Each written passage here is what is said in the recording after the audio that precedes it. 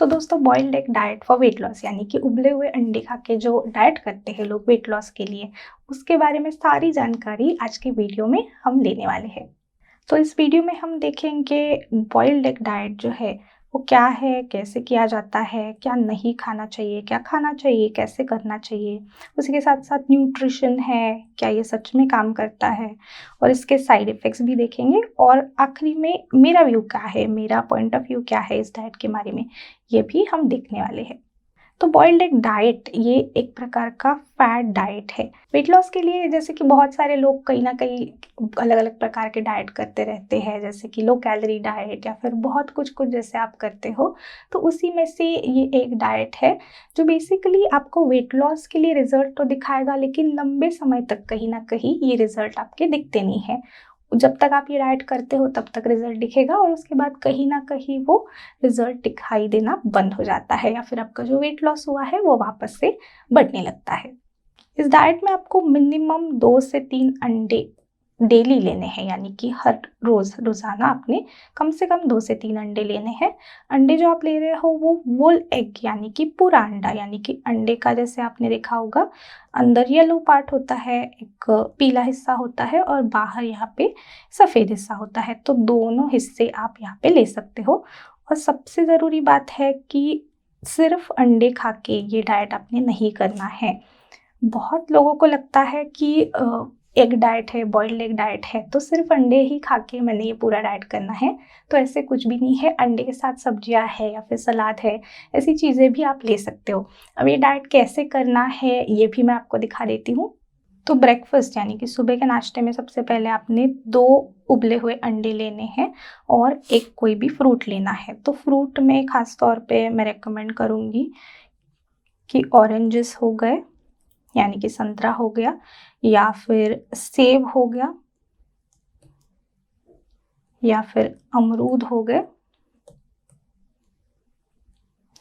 ये इसमें से कोई भी एक फ्रूट, कोई भी एक फल आप यहाँ पे ले सकते हो।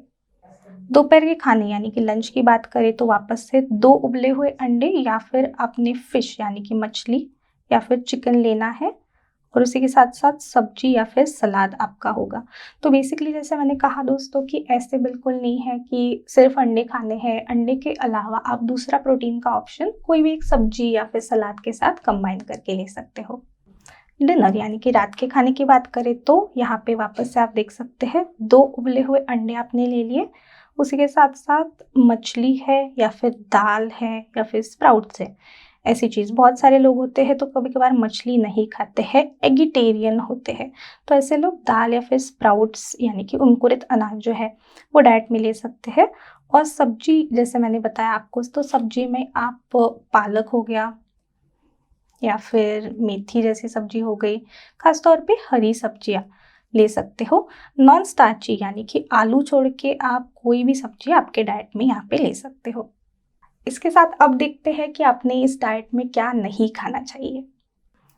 तो सबसे पहले तो स्टार्ची फूड यानी कि जैसे मैंने आपको बताया आलू जैसी जो सब्जियां होती है वो आपने नहीं लेनी है। फिर हाई कार्ब फूड यानी कि कार्बोहाइड्रेट की मात्रा जिसमें ज़्यादा होती है, जैसे कि गेहूँ हो गया या फिर चावल हो गया, ये भी नहीं लेते हैं इस डाइट में। प्रोसेस्ड फूड यानी कि आपका चिप्स हो गए या फिर बेकरी के पदार्थ हो गए, ऐसे पदार्थ भी नहीं लेने हैं।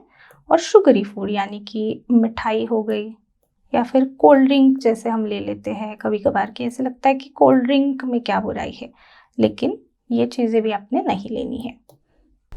अंडों की अगर हम खास तौर पे बात करें तो सबको ही पता है कि अंडे काफ़ी हेल्दी माने जाते हैं, काफ़ी पोषक तत्वों से भरपूर होते हैं।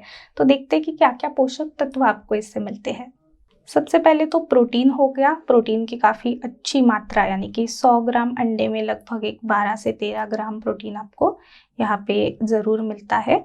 उसके बाद विटामिन B6 है, विटामिन B12 है, डी विटामिन की भी काफ़ी अच्छी मात्रा होती है। आयरन और कोलिन जो होता है इसकी भी काफ़ी अच्छी मात्रा अंडे में पाई जाती है। तो जैसे हमने देखा कि इतने सारे पोषक तत्वों से तो अंडे भरपूर होते हैं, लेकिन फिर भी इस डाइट के साथ आपको साइड इफ़ेक्ट्स का भी ध्यान रखना है, क्योंकि ऐसे नहीं है कि सारी हेल्दी चीज़ों में हम अंडे का समावेश करें। ये डाइट करते समय थोड़ा-सा रेस्ट्रिक्शन रहता है कैलोरीज़ का, या फिर जैसे मैंने कहा गेहूँ अनाज हम नहीं खाते हैं। तो ये सारी चीज़ों की वजह से कहीं न कहीं साइड इफ़ेक्ट्स भी आपको दिखाई देते हैं। तो देखते हैं कि क्या साइड इफ़ेक्ट्स हो सकते हैं। तो सबसे पहले तो ये डाइट लो इन कैलोरी, यानी कि एनर्जी में कहीं न कहीं आपको लो नज़र आता है।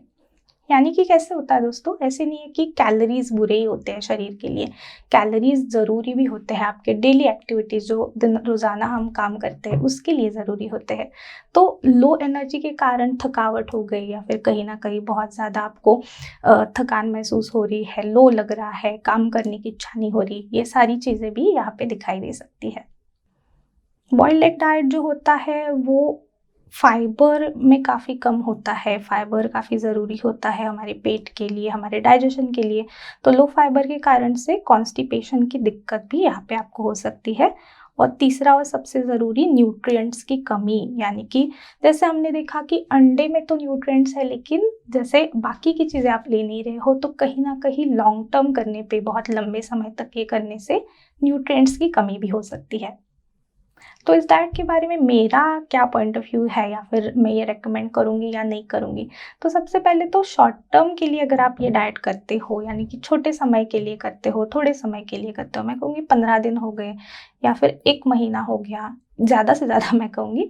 तो इतने के लिए अगर आप ये डाइट करते हो तो फिर भी ये ठीक है, लेकिन इसके लॉन्ग लास्टिंग रिजल्ट्स नहीं दिखते हैं। यानी कि 15 दिन है या फिर 1 महीना है, आपको रिजल्ट दिख भी जाएगा कि अच्छे से वेट लॉस हो रहा है, लेकिन जैसे ही वो डाइट छोड़ देते हो या फिर लंबे समय तक करते हो तो वैसे भी वेट लॉस के लिए आपको ज़्यादा रिजल्ट नहीं दिख पाएगा।